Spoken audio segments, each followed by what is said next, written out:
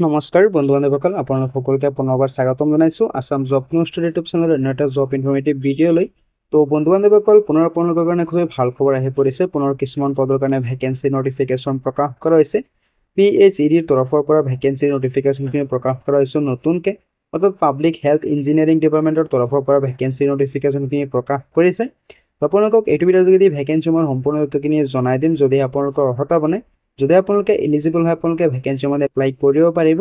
গতিকে আপোনালোকে ভিডিঅ'টো প্ৰথমৰ পৰা শেষলৈকে চাই থাকিব অলপ স্কিপ নকৰাকৈ যদি চেনেলটো নতুন আহিছে তেনেহ'লে ছাবস্ক্ৰাইব কৰি ৰাখিব এনেধৰণৰ জব ইনফৰমেটিভ ভিডিঅ'বিলাক পাবলৈ আৰু যদি আপোনালোকে এতিয়া আমাৰ হোৱাটছআপ গ্ৰুপত জইন হোৱা নাই জইন হৈ ল'ব পাৰে তাতো আপোনালোকৰ কাৰণে জব ৰিলেটেড ৰেগুলাৰ আপডেটবিলাক দিয়া হয়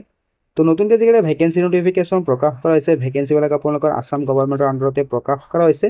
PHEDৰ তৰফৰ পৰা ভেকেন্সি নটিফিকেশ্যন প্ৰকাশ কৰা হৈছে অৰ্থাৎ পাব্লিক হেল্থ ডিপাৰ্টমেণ্টৰ তৰফৰ পৰা ভেকেন্সিখিনি আহিছে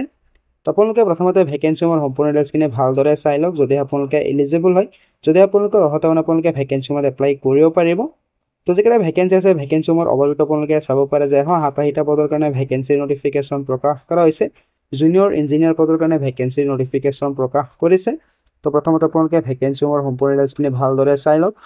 তো এটা আপোনালোকে চাব পাৰে junior engineer civil mechanical electrical chemical অৰ্থাৎ junior engineer civil engineering mechanical engineering electrical engineering chemical ইঞ্জিনিয়াৰিঙৰ কাৰণে ভেকেন্সি নটিফিকেশ্যন প্ৰকাশ কৰা হৈছে 87টা পদৰ কাৰণে ভেকেন্সি নটিফিকেশ্যন প্ৰকাশ কৰিছে ওভাৰঅল তো আপোনালোকে ব্ৰাঞ্চ ৱাইজ নাম্বাৰ অফ ভেকেন্সিটো চাব পাৰে যে সিভিল ইঞ্জিনিয়াৰিঙৰ কাৰণে আছে 80টা পদৰ ভেকেন্সি মেকানিকেলৰ কাৰণে আছে 10টা পদৰ ভেকেন্সি ইলেক্ট্ৰিকেলৰ কাৰণে আছে 7টা পদৰ ভেকেন্সি আৰু কেমিকেল ইঞ্জিনিয়াৰিঙৰ কাৰণে আছে 10টা পদৰ ভেকেন্সি তো ওভাৰঅল আপোনালোকৰ কাৰণে 87টা পদৰ কাৰণে ভেকেন্সি নটিফিকেশ্যন প্ৰকাশ কৰা হৈছে জুনিয়ৰ ইঞ্জিনিয়াৰ পদৰ কাৰণে ভেকেন্সিৰ চেলাৰীটো আপোনালোকে চাব পাৰে যে 14000 টকাৰ পৰা আপোনালোকক 70000 টকালৈকে দিয়া হ'ব পাৰ মান্থ হিচাপে লগতে আপোনালোকৰ গেট পে থাকিব 8700 টকালৈকে তো যথেষ্ট ভাল পৰিমাণৰ চেলাৰী আপোনালোকক দিয়া হ'ব ভেকেন্সিৰ কাৰণে বিভিন্ন ব্ৰাঞ্চত ভেকেন্সিখিনি আছে আপোনালোকৰ সিভিল মেকানিকেল ইলেক্ট্ৰিকেল কেমিকেল আদি বিভিন্ন ব্ৰাঞ্চত ভেকেন্সি নটিফিকেশ্যনখিনি প্ৰকাশ কৰা হৈছে তো যিকেইটা ভেকেন্সি আছে ভেকেন্সিৰ এপ্লাই কৰিবলৈ হ'লে আপোনালোকে 3 বছৰৰ ডিপ্ল'মা কৰা হ'ব লাগিব অৰ্থাৎ আপোনালোকে ইঞ্জিনিয়াৰিঙত 3 বছৰৰ ডিপ্ল'মা কৰিলেহে ভেকেন্সিৰ এপ্লাই কৰিব পাৰিব নাইবা যদি আপোনালোকে ইঞ্জিনিয়াৰিঙৰ ডিগ্ৰী কমপ্লিট কৰিছে তথাপি কিন্তু আপোনালোকে ভেকেন্সিৰ কাৰণে এলিজিবল হয় তো যদি আপোনালোকে ইণ্টাৰেষ্টেড হয় যদি আপোনালোকৰ অৰ্হতা মানে আপোনালোকে ভেকেন্সিৰ এপ্লাই কৰিব পাৰে তো ভেকেন্সিৰ এজ লিমিটটো চাব পাৰে অৰ্থাৎ এলিজিবিলিটি ক্ৰাইটেৰিয়াটো আপোনালোকে চাব পাৰে যে 18 বছৰ বয়সৰ পৰা 38 বছৰ বয়সৰ সকলো প্ৰাৰ্থী এপ্লাই কৰিব পাৰিব লগতে আপোনালোকে সিলেকশ্যনো পাই যাব য'ত আপোনালোকে SC ST কেনেডিয়েটছৰ কাৰণে পাব 5 বছৰ OBC কেনেডিয়েটছৰ কাৰণে পাব 3 বছৰ আৰু PWD কেনেডিয়েটছৰ কাৰণে পাব 10 বছৰৰ এই সিলেকশ্যন অৰ্থাৎ মিনিমাম আপোনালোকে 18 বছৰ বয়সৰ পৰা 48 বছৰ বয়সৰ সকলো প্ৰাৰ্থী এপ্লাই কৰিব পাৰিব এই সিলেকশ্যন লৈ তো যদি আপোনালোকে ইণ্টাৰেষ্টেড হয় যদি আপোনালোকৰ অৰ্হতা আপোনালোকে ভেকেন্সিৰ এপ্লাই কৰি ল'ব ভেকেন্সিৰ এপ্লাই কৰিবলৈ হ'লে আপোনালোকে ডকুমেণ্টবিলাক চাব পাৰে যে আপোনালোকৰ PRC লাগিব আপোনালোকৰ এজ প্ৰুফ চাৰ্টিফিকেট লাগিব আপোনালোকৰ ৰেচিডেন্স প্ৰুফ চাৰ্টিফিকেট লাগিব শিক্ষাগত চাৰ্টিফিকেট মাৰ্কশ্বিট লাগিব এমপ্লয়মেণ্ট এক্সচেঞ্জ ৰেজিষ্ট্ৰেশ্যন কাৰ্ডখন আপোনালোকে লাগিব ভেকেন্সিৰ এপ্লাই কৰিবলৈ হ'লে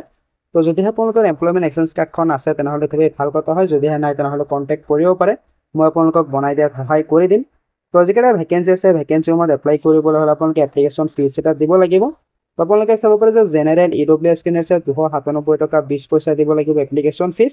SC ST OBC কেনেডিয়েটছে 197 টকা 20 পইচা এপ্লিকেশ্যন ফিজ দিব লাগিব BPL আৰু PWD কেনেডিয়েটছে 47 টকা 20 পইচা এপ্লিকেশ্যন ফিজ দিব লাগিব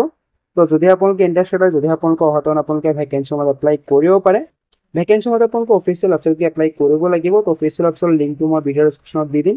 তাৰ পৰা চাই আপোনালোকে ভেকেন্সিৰ সম্পূৰ্ণ তথ্যখিনি ভালদৰে বুজি পেলাই আপোনালোকে নিজে ভেকেন্সিৰ এপ্লাই কৰিব পাৰিব যদি আপোনালোকে নিজে এপ্লাই কৰিব নোৱাৰে আমাক কণ্টেক্ট কৰিব পাৰে মই আপোনালোকক সহায় কৰি দিম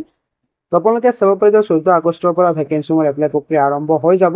এপ্লাই কৰাৰ অন্তিম তাৰিখ আপোনালোকে চাব পাৰে 13 ছেপ্টেম্বৰ তো যদি আপোনালোকে ইণ্টাৰেষ্টেড আপোনালোকে ভেকেন্সিৰ এপ্লাই কৰি ল'ব তো কেতিয়া আছিলে ভেকেন্সিৰ হ'ব এড্ৰেছ আপোনালোকক জনাই দিলোঁ যে PHEDৰ তৰফৰ পৰা নতুনকৈ ভেকেন্সি নটিফিকেশ্যন প্ৰকাশ কৰা হৈছে তো যদি আপোনালোকৰ অৰ্হতা বনায় যদি আপোনালোকে ইণ্টাৰেষ্টেড হয় আপোনালোকে ভেকেন্সিৰ এপ্লাই কৰি ল'ব তো আশা কৰিছোঁ ভিডিঅ'টো আপোনালোকে ভাল পাইছে ভিডিঅ'টো ভাল পাইছে লাইক এটা কৰি দিব পাৰে কিবা সুধিব থাকিলে কমেণ্টত জনাব পাৰে তো লগ পাম অন্য এটা ভিডিঅ'ত নতুন আপডেটৰ সৈতে ধন্যবাদ।